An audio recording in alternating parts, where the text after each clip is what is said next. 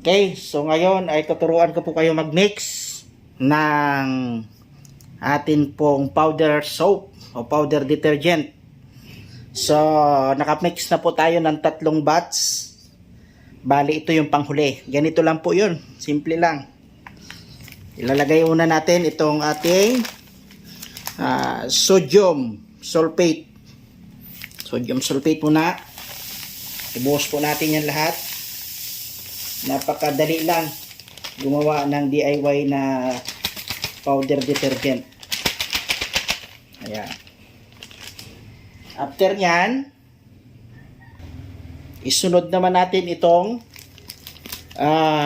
premix. Ayan. Yan po, premix. Bali, 3 lang po ito. 3 step lang. Ayan. Una yung sodium sulfate. Pangalawa, itong premix. Pag magmi-mix po pala kayo nito, be sure na kayo po ay nakamas. Kasi napakapino po niyan, pumapasok sa ilong.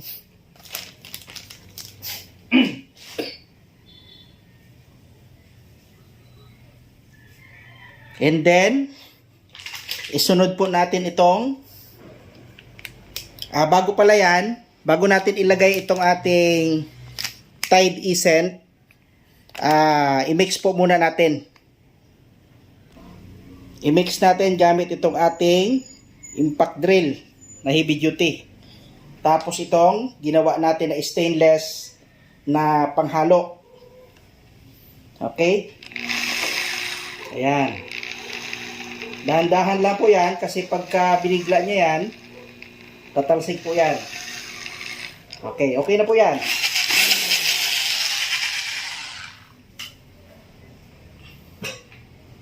Sunod naman natin itong ating Tide Essence. Ito na po yung Tide Essence. Ayan, unti-unti lang po paglagay nito. Utay-utay lang. Bali, ikakalat po natin yan palibot para pantay-pantay yung dami at malagyan lahat. Yan, sasairin po natin yan kasi sayang. Kuwan po ito napakabango nito.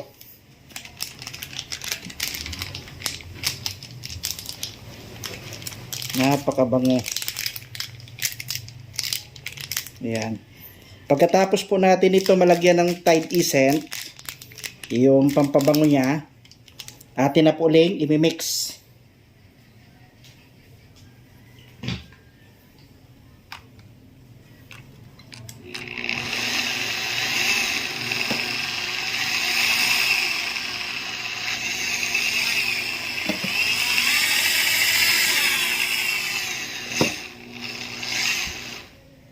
Yan.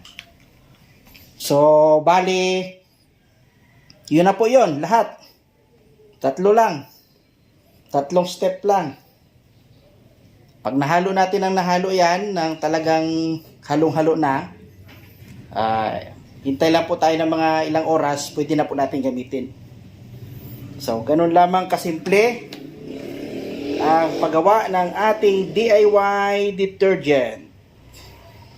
Sana ay natuto ang lahat. Nakatulong. Ayos!